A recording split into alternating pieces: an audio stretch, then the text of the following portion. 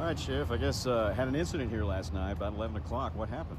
We did. We received a call of a vehicle in a mobile home park on 968 near Mason Creek. It was driving erratically in the park and was reported that it almost ran into some trailers. It was going so fast in the park.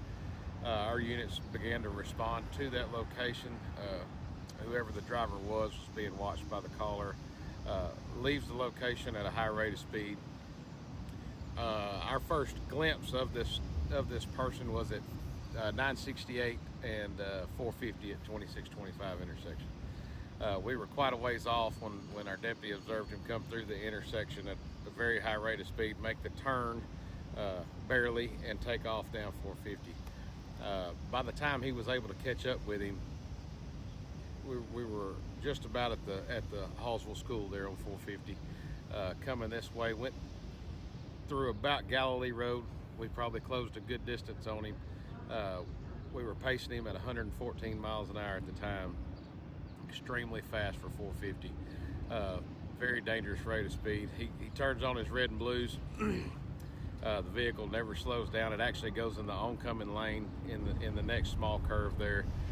Gets here to the railroad tracks, just a little ways up from that point, and but it went airborne here at the railroad tracks. That vehicle landed on the south side of 80 and then went airborne again to the north side of 80, and then lost control right here behind us and hit this ramp going up into the church here.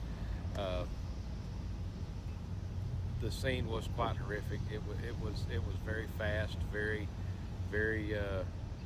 unsafe. I'm just I hate it for any loss of life, but I'm the hour of the night. I'm glad nobody was traveling down 80 at that time, because it could have been so much worse for so many more people. We do not know what the problem was with the subject. As far as the location he left, it was called in by somebody who wasn't aware of who he was.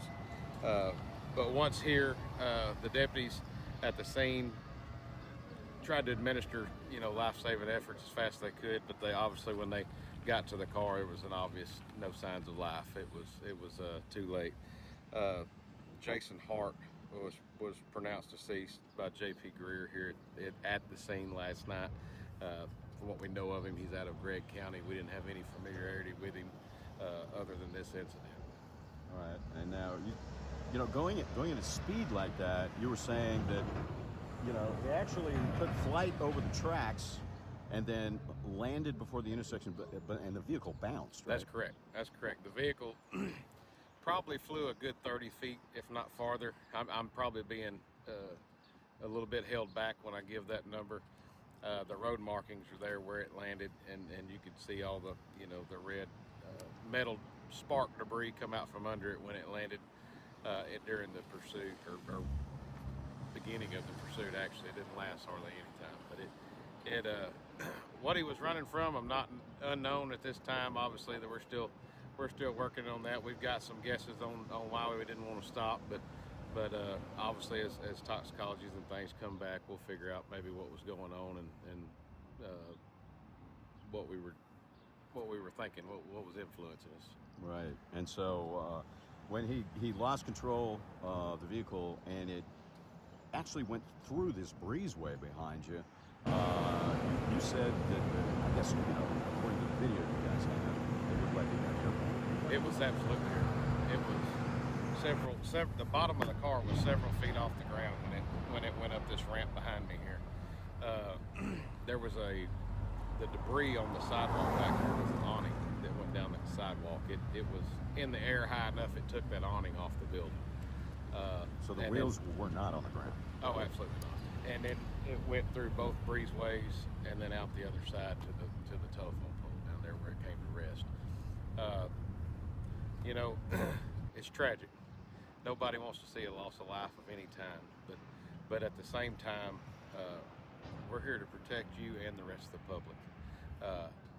And him putting this person put a lot of people at risk last night. If it had just been a couple hours sooner, I doubt very seriously he would have made it through that intersection without possibly hitting a family or another person at least, because this intersection is so busy.